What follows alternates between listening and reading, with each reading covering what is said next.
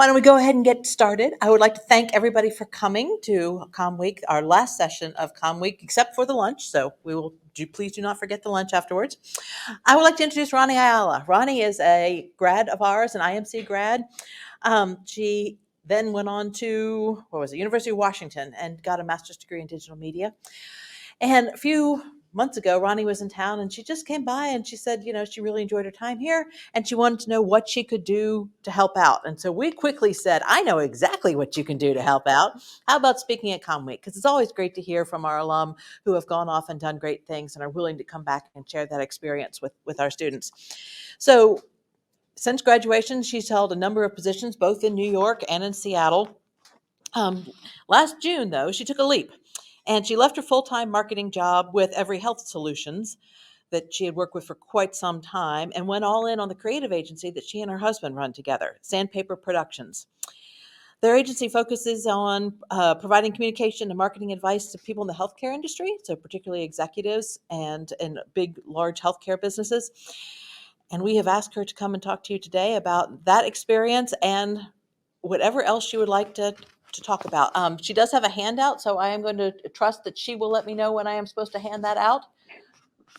Are we good? All right. You can hand it out now whenever it's convenient. Perfect. I will do that. Good. Yes. Thanks, Roni. Thank you so much for that wonderful introduction. And you just covered a lot of my talk. We're going to touch on some of those points. But first, I'm so excited to be here. I have so much gratitude for the Elliott School and for Wichita State. And kudos to the team doing the Barbie graphics for Comm Week 2023. I remember we did Snakes on a Plane in like 2008. So another film that I also did not see. But I'm excited to get started. What are we going to be talking about today? We're going to be talking about values. Maybe you're familiar with them, maybe you're not. I hope that you get something from this presentation today. It's going to be interactive. I want to hear from you. I want you to participate. And this really is all about you. Like Lisa gave me a great introduction, but my contact information is up here for a reason. Like I said, I really have a ton of gratitude for the Elliott School and I want to give back. So let me know how I can help. Please jot down my information and I'll make sure that you have access to it after the presentation.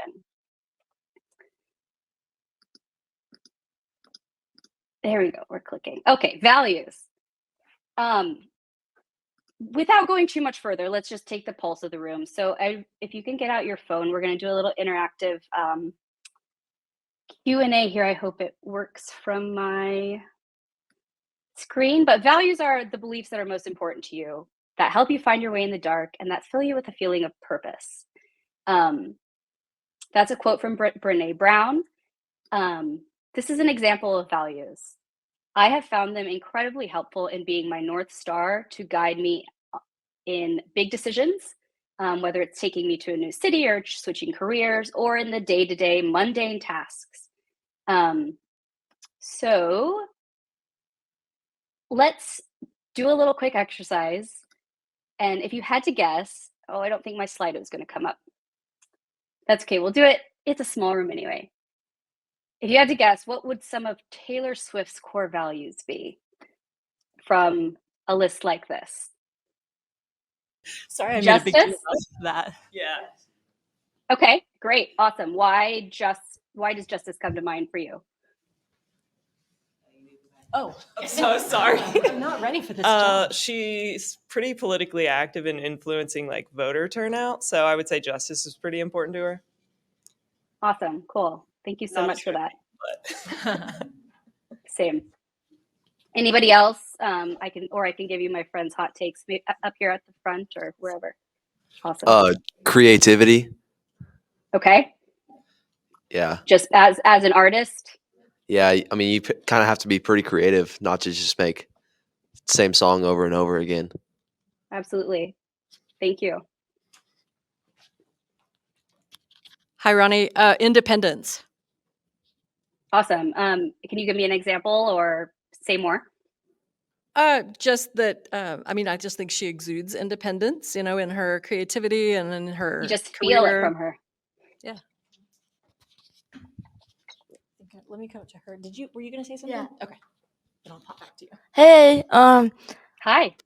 so I was thinking, collaboration with others. Yeah. Yeah. Do you have like an example in mind specifically? I mean, Yeah, I have an experience. Do you mind sharing if I share that? please. Okay. So, I'm currently working on a group project for my multimedia class, and it's very important to collaborate with them. Collaboration, honestly, I think that would go hand in hand with communication. So, got 2 Absolutely. of them, a bonus one. Nice. Thanks. This is great, y'all. Let's take one more. Job security. Yeah? Man, I don't know if there's anyone else in the universe who has it more than her, right? She's everywhere right now. That's really the end of it. I don't think. Do I have to explain job security? You don't have to. I think we got it. Thanks for that participation. For what it's worth, one of my girlfriends said we were talking about the best example to use last night, because when we talk about values, they can just be a list of things, but if they're just a list of pretty words on a sheet of paper, like a lot of companies kind of tend to do, and you're not living your values, then you're not going to know what one stands for. So let's circle back to Taylor in a little bit. I think my friend said helping. She's a helper. She showed me a video of her visiting a sick boy in the hospital, and she basically wrote a thesis to me via text message when I asked one question about Taylor Swift. So I found her Roman Empire, but I digress. Sorry, getting back to where we are. Today, we're going to talk about you. So we started the second to last responder. I'm sorry I didn't catch your name, but we're actually going to talk about your values today. We're going to walk away with what I hope are a list of 10, whittled to a list of like 2 or 3 that can help you guide your decisions. Not only is this session about you, but like this time of your life where you're investing in yourself, you're going to school. There's no better time to really understand why you're doing what you're doing. And to go from reactive decision making that maybe you're using your gut and your intuition to guide you, to having a North Star, 1 or 2 values that guide your day-to-day decisions and your big decisions in life. But first, let's talk about me. As I said, Lisa gave a really great introduction to an overview of what I've done. I was born and raised in Wichita. I went to Wichita East. I was a member of the newspaper all 4 years of school, which is where I started my interest in journalism and design mainly. I was co-editor-in-chief, and I basically wanted to go anywhere except stay at home for college. Staying in Wichita ended up being the best decision, literally, that I ever made in my life, top notch. And the reason that I decided to stay was I had a lunch with former Elliott School Professor Les Anderson, and the sense of community and a campus visit, and the sense of community that I felt when I met with him, and the opportunities to really sort of try different things at Wichita State was very apparent to me in the way that it wasn't with other schools that I'd visited. So I ended up staying at home, and I'm really glad that I did. I was active on campus, did PRSSA. We did a jean drive, and there were literal blue jeans in the middle of the kind of common area. They were everywhere. I went to Greensburg, Kansas, and reported on the tornado there. All sorts of wonderful opportunities and paid opportunities. I hope you all are getting paid experience while you're at Wichita State. You should take advantage of it. I did everything from events, marketing on campus, nonprofit PR with the Arthritis Foundation, copywriting at a big ad agency that I thought was going to be my path. And some of the best things that I did were learn was to learn what I didn't like to do. And in fact, when it's time to graduate, I was like, what am I going to do? Nothing had felt right yet. And I was sort of left a little bit wayward, I guess, just sort of still following my intuition and gut. I always had about 3 jobs when I was in college, doing undergrad at Elliott School. And one of the constant jobs that I had through all 4 years was on campus in the Office of Communications, Media Relations, excuse me. And towards the end of my tenure there, I started messing around with digital media. This is back in 2008. MySpace was still around. Facebook was just coming out. You know, they had those little white flip cameras. You probably don't even know what I'm talking about, but like it put technology in people's pockets that was not readily available before. We had the first iPhones, all this technology that was super accessible now. I started tinkering around with it, and I loved school. I had such a great experience that I wanted to do more of it. So I applied to grad schools. I had visited the Pacific Northwest, not even Seattle, before I applied. And so I thought, no better place. I got in. I did myself a favor by going to meet the director in person after I applied. I probably wouldn't have gotten in because I didn't do my research super well, and it was a career program for a graduate program for like mid-career professionals, which was absolutely not me. I was just at the beginning. I was still discovering, but it was a beautiful place. Loved being there.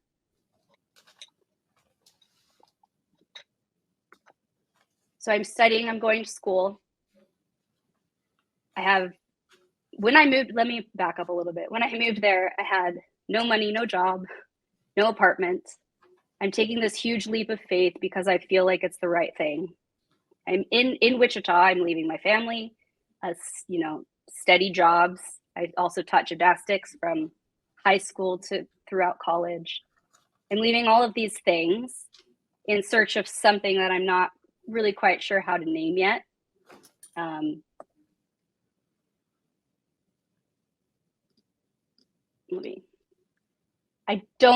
about to graduate. I don't feel like I'm on the right path. I've done all these really wonderful things in Seattle. I'm working with kids.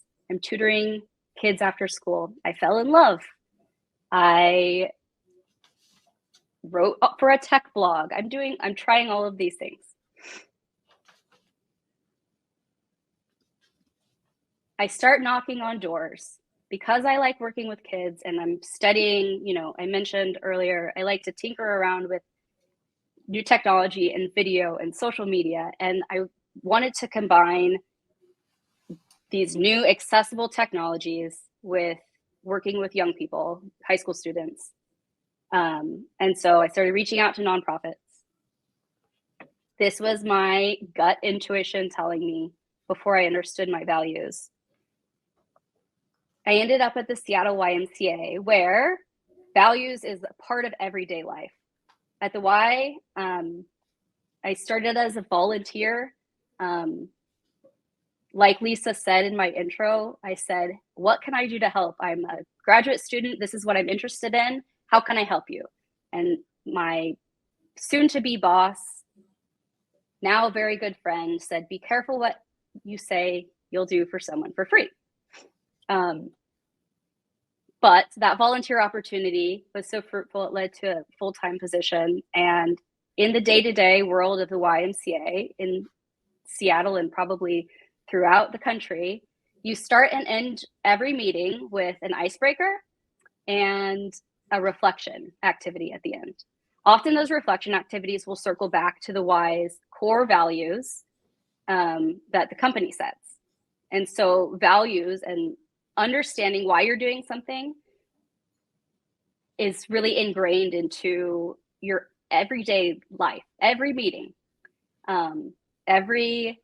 Annually, the whole company will get together and sort of do this refresher on the company's values, on the organization's values as a whole. As a team, you'll drill down further and you'll spend half of a day writing on big paper, and you'll say, what are the values that this team is going to prioritize for this next upcoming period? And then you'll do that for yourself.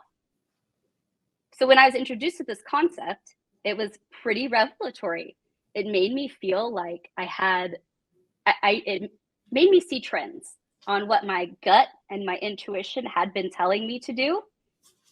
I'd actually been acting on a value system that was created from, all sorts of things go into your values. The people that raise you, where you grow up, the people that you're around. And so being able to name something makes it really powerful. And so that's what I hope we get to do today for all of you.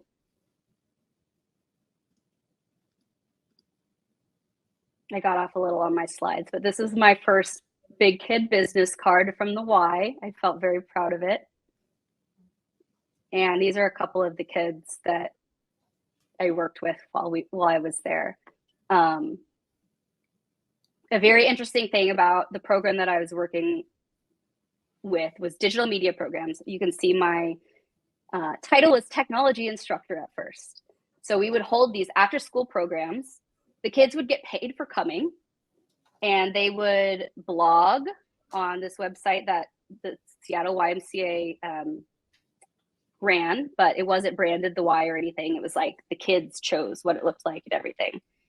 They would blog, make videos, make music, take photos, and make slideshows about issues that matter to them in their communities. I was learning through all my actions and being at the Y, who preaches values and lives values, that my 3 core values were growth, resilience, and giving back.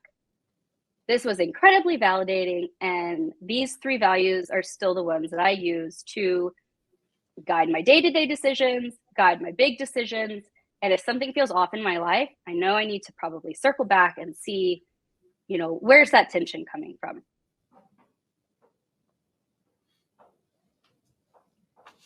While I'm in Seattle, I'm living my values truly now. I understand why I'm doing what I'm doing. I am growing in areas like at the Y in my little nonprofit job. I'm in school. I'm about to graduate. I'm learning new skills. I learned a tool called Prezi. Please raise your hand if you've heard of Prezi. Cool. I was kind of an early adopter. Because someone at Wichita State, my old colleague and boss, Brian Masters, introduced me to it. And I started using it instead of slides for graduate school things. I really liked it and I enjoyed it. And it was, I had time. I was in school still. Oh my gosh, I wish I had that kind of time again to just tinker. And I got really excited about it. So I made a site. I bought a domain and made a site called makeaprezi.com. So everything's great. But you never know what life is going to throw at you. And my soon-to-be husband at the time got an offer to, with his job, to move to New York. And so we confidently, and now that I have my values, super confidently said, sure, yeah. But then we got there, and then you have to find a job. I had to find a job. I didn't have a job. Again, I had virtually no savings, 2 cats, a boyfriend. That's kind of my world. I was super fortunate to be able to work remotely back then. So this is 2012. Part-time for the Y while I transitioned, while I figured out what I wanted to do. Advice from my current boss and mentor at the time was, you might want to, who had been in the nonprofit world for all of his career, you might want to try and dabble in something different if you ever do, and maybe now is a good time. It's easier to kind of transition from corporate to nonprofit rather than nonprofit to corporate later in your life. So I also had that in my head. And so I also have always, I really haven't really told you exactly what I do. I call myself a designer. I'm a designer. Although in true IMC fashion, I can't really separate words and visuals. So I work with both, and we also do strategy, my husband and I. in our business. I lost my train of thought here. I also have this. A desire for something new. So Seattle was wonderful and great, but I'm like constantly wanting to grow, and was put in this position. I know that I'm confident in my resilience. I grew up with a really loving home, but it was a little bit chaotic. So I'm constantly like bouncing back from kind of chaotic situations. I'm adaptable. I'm confident in these things now. I can name my values. And so we moved to New York, and we have nothing basically. But I have a desire for something new. So I know I'll be okay, no matter what that means. The little business, the little website that I created, somebody found me while actually someone who lived in Seattle, very strangely enough, after I'd moved to New York, and said, I've always done all of my presentations myself. I give about 20 talks a year, keynote addresses. I'm interested in using Prezi, but it's so difficult to use. Can you make a presentation for me? So I do a project for this wonderful doctor named Dr. Wendy Sue Swanson. And she's very happy with it. She loves it. She says it's the first thing she's ever outsourced, because she's really, probably one of her values is control. And she's happy with it. So she starts referring me to people that she knows that also give presentations. And so I become this kind of like Prezi expert of sorts. But really I just have a couple of people referring me to other people. And while I'm having like no success applying to design jobs, which is what I'm interested in doing in New York, everyone has a really vast portfolio, it feels like, and I'm kind of just, design has always been my appetizer rather than like my entree in my jobs. But I'm interested in pivoting that way. And so I see this opportunity to like do design and not have to go through a rigorous application process or prove my chops or prove my worth. And so I start freelancing as a presentation designer. While I do that, I'm working at a deli. I'm getting paid cash under the table. It's like $10 an hour.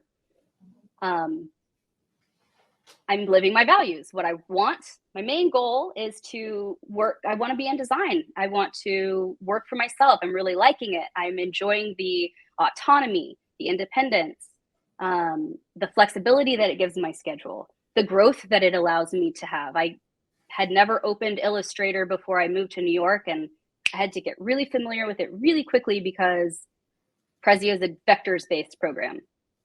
So I'm able to do all of these things, but I'm also doing these things that are like really not very sexy and not very fun, but you know, you got to do what you got to do.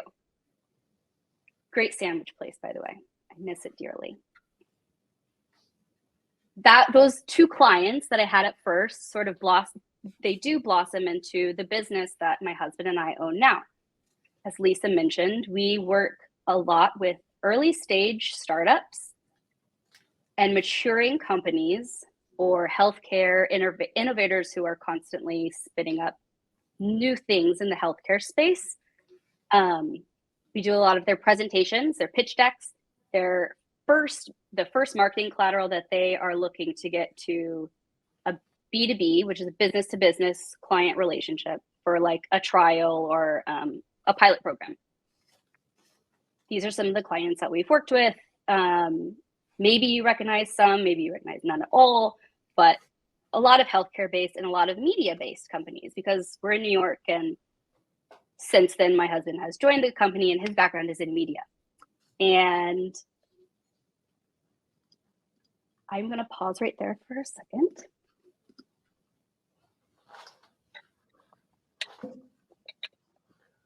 All of these companies are mission-driven organizations. And all of the people that I'm working with. That's a really important box to tick for me. I have other clients that are more like consumer-facing products or more, sorry, there's a error that just popped up. I shouldn't probably be looking at the StreamYard.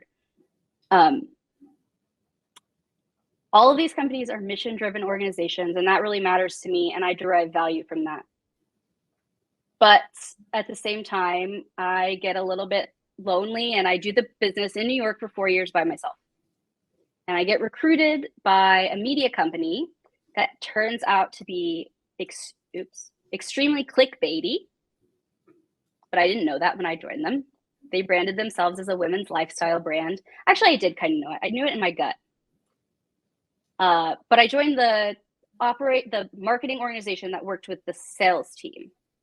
So that felt sales teams need a lot of presentations. And so I was working in this space that I really enjoyed, that I was really becoming an expert in, and that I knew I could produce great work in. Presentation design is something that most designers really don't want to do, at least in my experience. And so it's kind of like finding a needle in the haystack or something. I don't know. I think it's kind of hard to find that right person. Sorry, let me go back. I start there as an individual designer working with a sales team, and I grow to hire an entire team of with a creative director under me, 3 account managers, and a partner, like 4 account managers and a creative director. And all of a sudden, I'm there for 2.5 years. We get an email at 5 p.m. on a Wednesday night saying that the company is going to shut down. You can drop off your computers tomorrow, and please don't ever come back. Here's a 1.5 weeks of severance, which is pay that you get if a company shuts down sometimes, or if you're let go. And it rocked my world, y'all. It was so hard because I had this little team. I ran the hiring process for the very first time in my life. And I had this team underneath me, and people above me and above my boss made really shitty decisions that left 100 people just out to dry. Sorry, here's a 1.5 weeks of pay. Go on with your life, figure out what's next. That was so hard for me as a leader of my little team, to not be able to do anything for them or to feel helpless in this decision. You know, there's so much anger and rage and disappointment.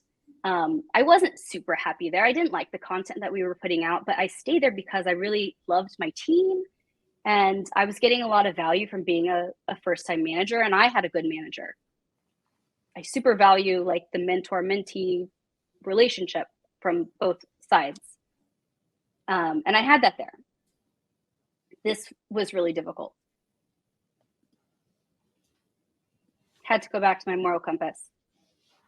I did the only thing that I knew how to do, which was review resumes of the people that were underneath me, give feedback on LinkedIn, reviews, whatever, recommendations, and put them first in helping them find what was next for them. I was lucky that someone did that with me as well. Turns out I got a little bit of contract work, and then I joined another media organization, which also went through a round of layoffs. And by then I was done with media, and feeling really, again, like, what the hell is going on? How can I reset? What is next for me?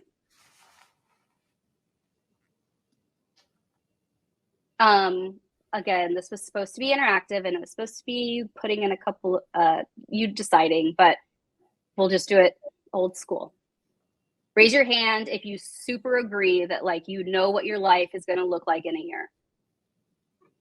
Totally valid if you do, if, you know, depending, oops, sorry. No? Do you, like, hard agree? You have no idea. Hard disagree, sorry. Do you want to say something? You can say something. Oh, okay.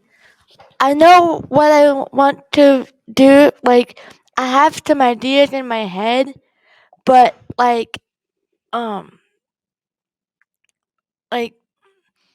then comes the challenges for me. As you can see, I'm like physically, I have a disability, so my life is not hard.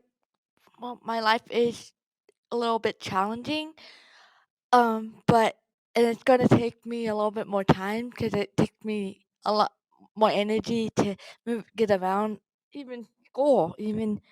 Like I've learned so much at WSU from my teachers. Thank you. And Me too. so I did too. I'm I'm really so glad to grateful hear for that. that. I'm really grateful for that.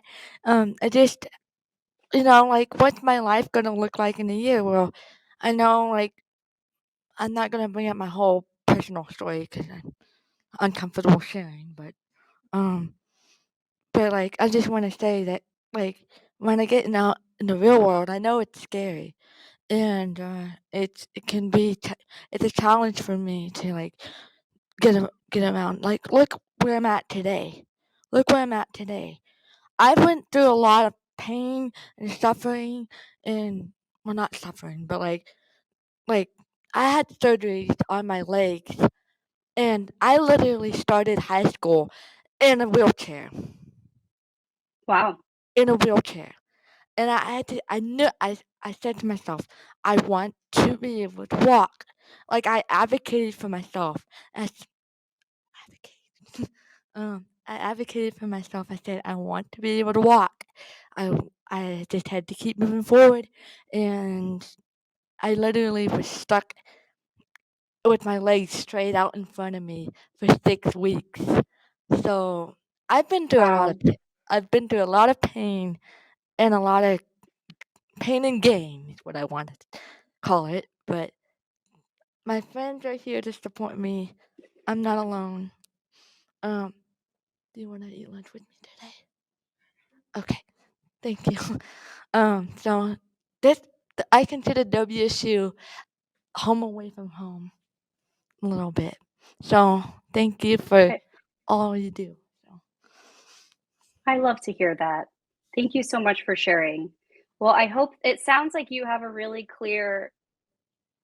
really clear goals in mind. And so I hope that the next exercise that we do will help you discover some of your values that can help you get to the next stage in your life. Would anyone else like to share?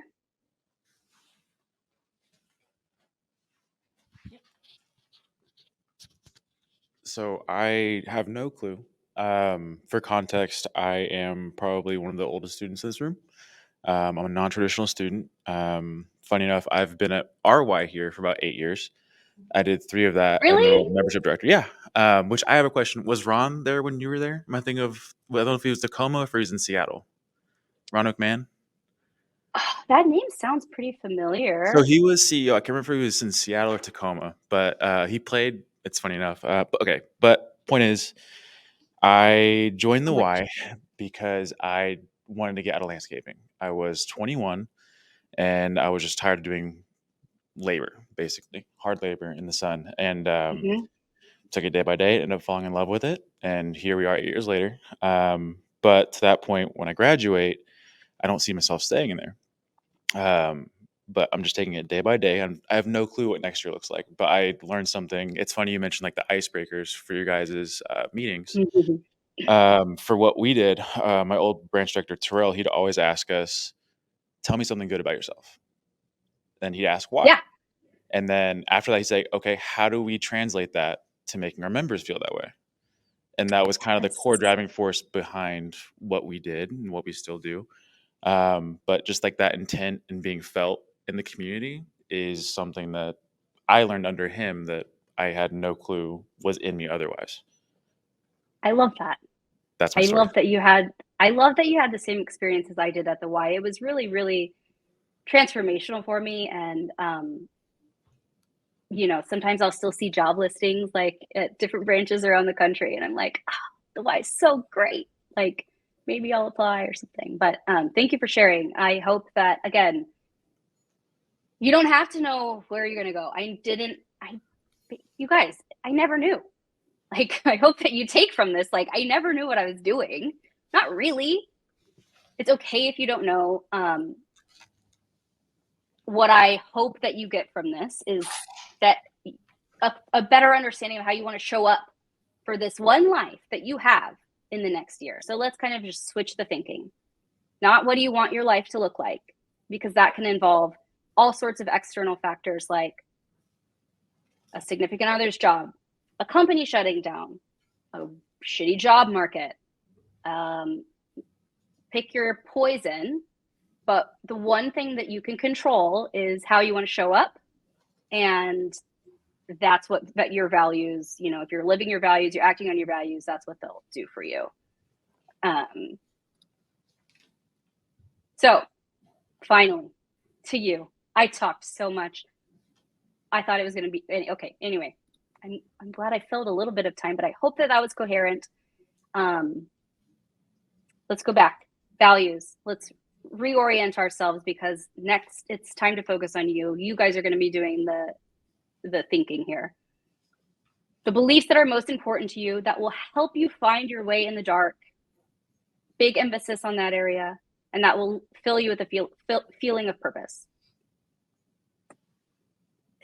Again, they show up in the littlest day-to-day tasks, or the tasks that you have to do. You have to work at the deli to make your other entrepreneurial thing work. And in the massive, they show up on how you talk to people, how you treat people. Just like I didn't catch your name, how you're treating customers day to day. They can be a two-way street. I am not going to go here right now, but as Lisa mentioned, I left a company here in Austin, kind of a unicorny startup company that was all roses and whatever, champagne, great stuff, because I wasn't feeling, I felt like I had capped out.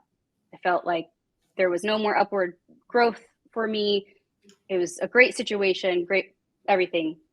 Anyway, they could be a two-way street. Most importantly, if you understand your values, you can define success on your own terms. That is most important, because there's going to be some of you who go on to be very, very wealthy, or very, very famous, or XYZ, fill in the blank. But if that doesn't matter to you, then what is it, don't make that a focus of your life. Don't chase things that don't matter to you. So on your sheet, what I want you to do is circle about 10 that you vibe with, that you feel speak to you. It doesn't have to be 10, it can be fewer, it can be a little bit more, but just know that we're going to try and whittle down to 2 or 3. As you're doing that, ask yourself the following questions. Does this value define me? Is this who I am when I'm at my best? And is this a filter that I use to make hard decisions? And again, you may have never thought about these words in this way, but try to think through those lenses now.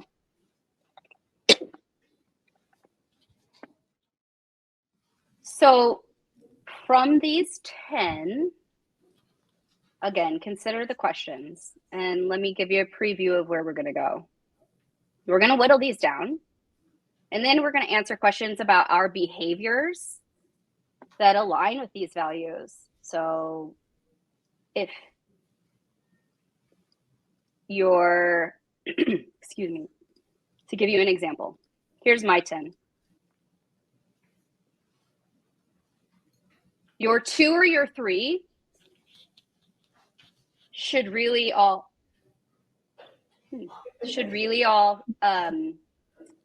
like either ladder up or be forged from your 2.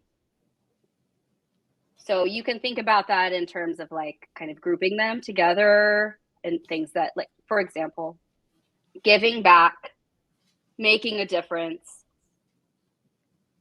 leadership,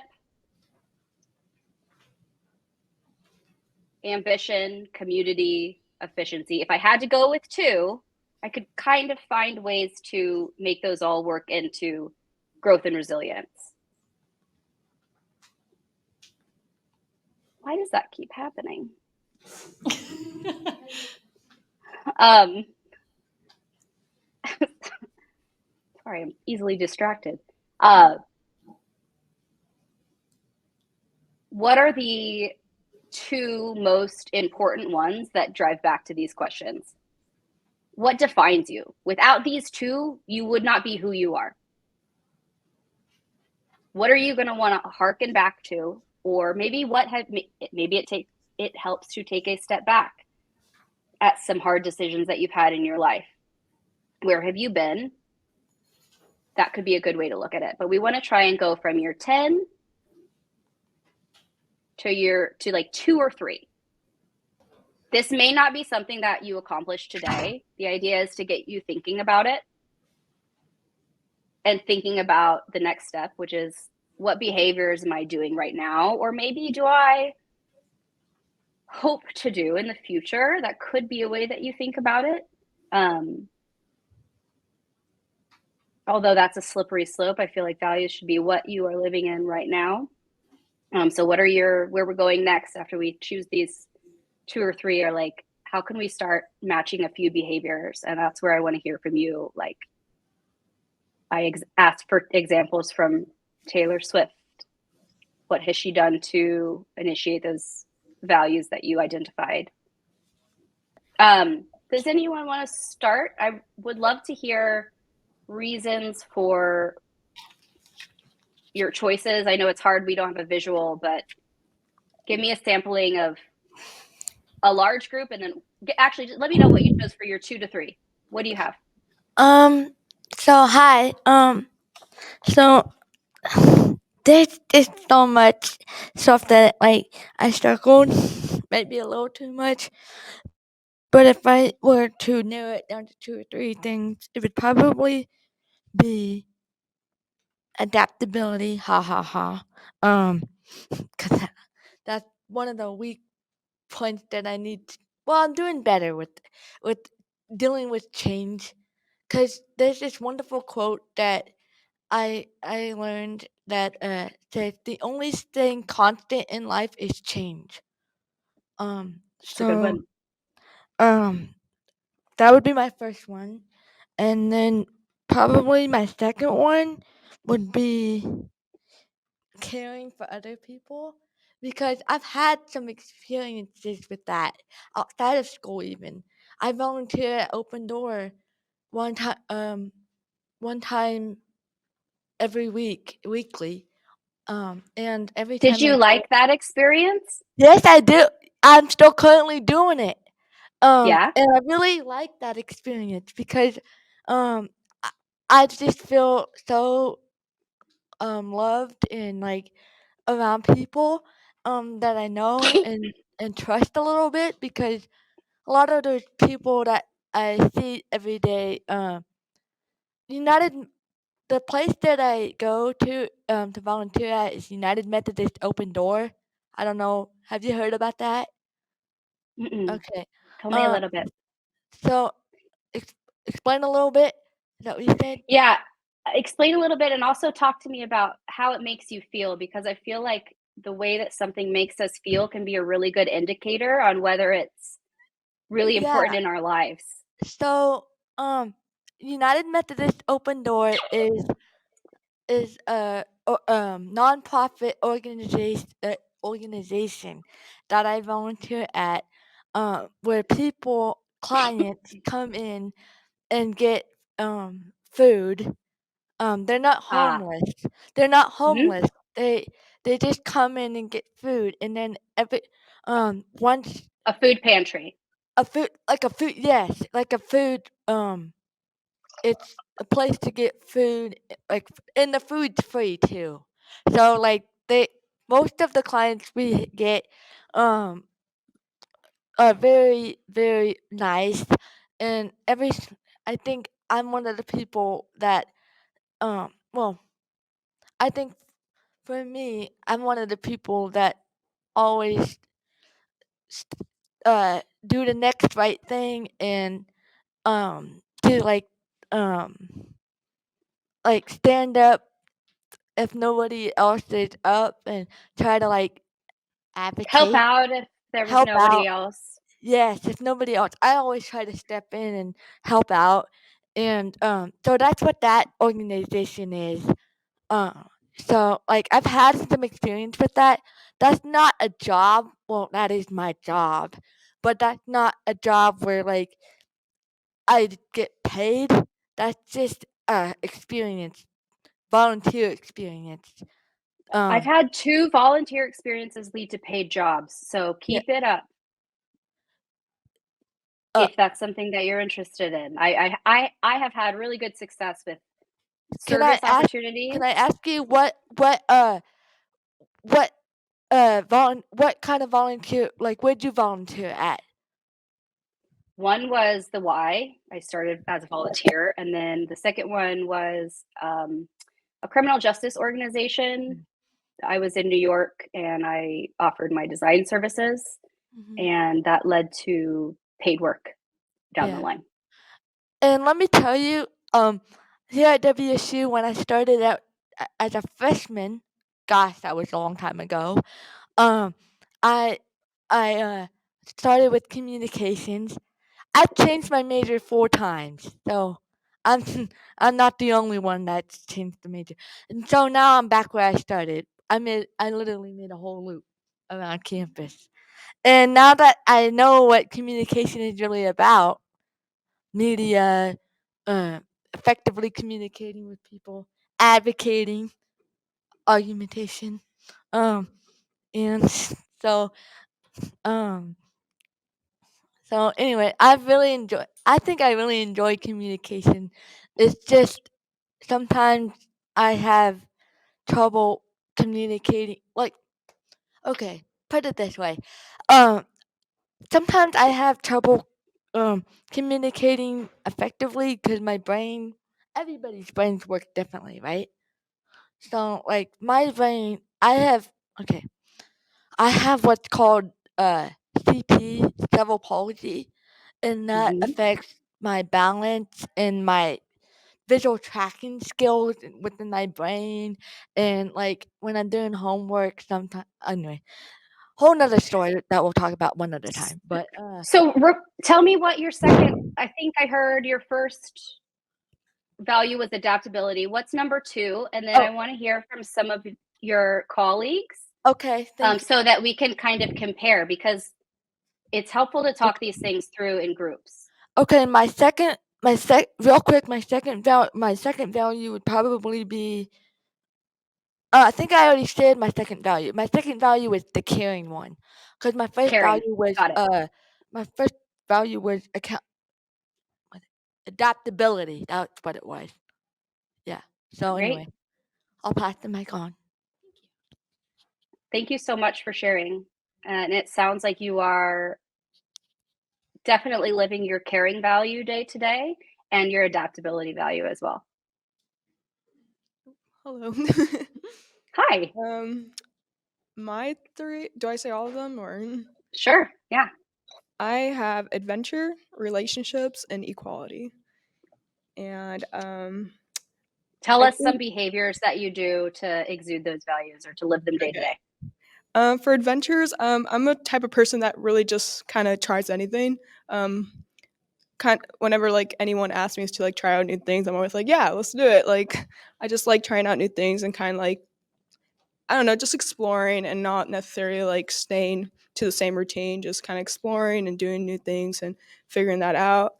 For relationships, family, and my friends are really important. The relationships I have, I really value them, and I try to make sure that those relationships are healthy and never like anything else.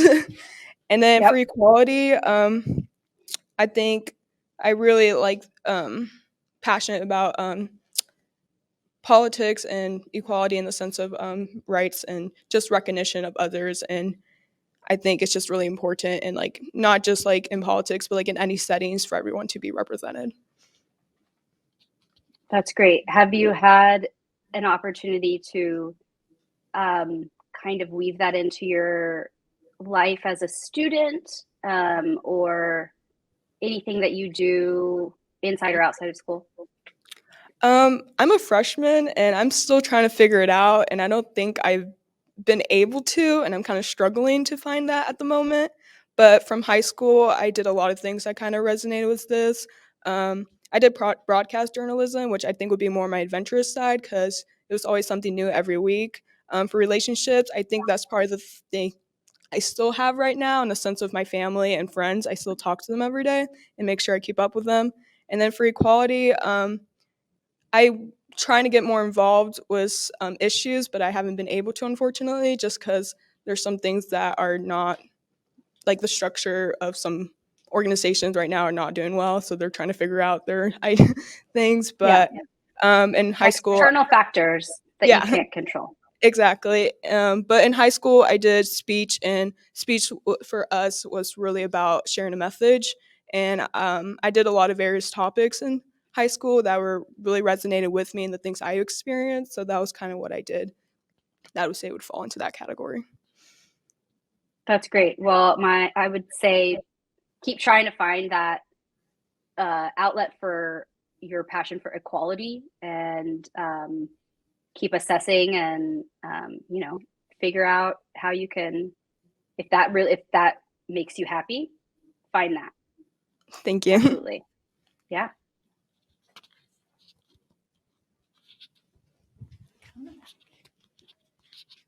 All right. So my first one was accountability. And accountability to me is the avenue that allows you to be competitive, and it allows you to hold yourself to a higher standard as well as those around you, and to help kind of build that culture of, I know what I should be doing.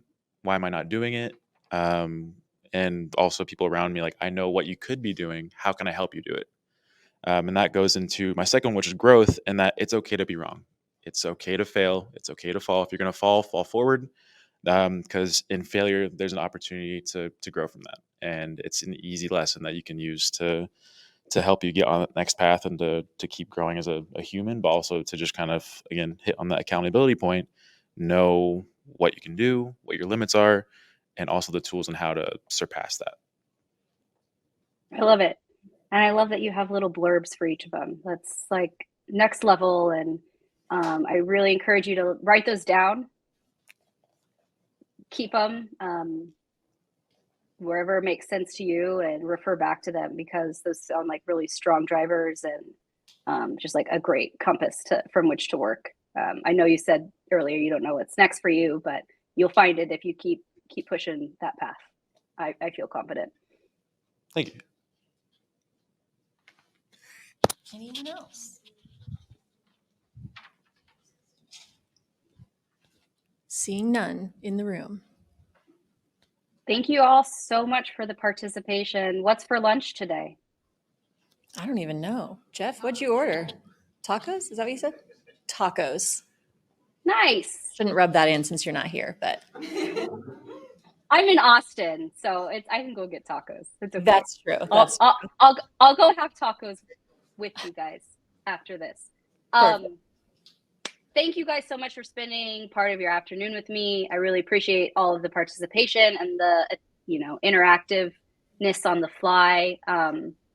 Please reach out if you need anything. The professor should have my number. And thank you so much. I appreciate it. Thank you.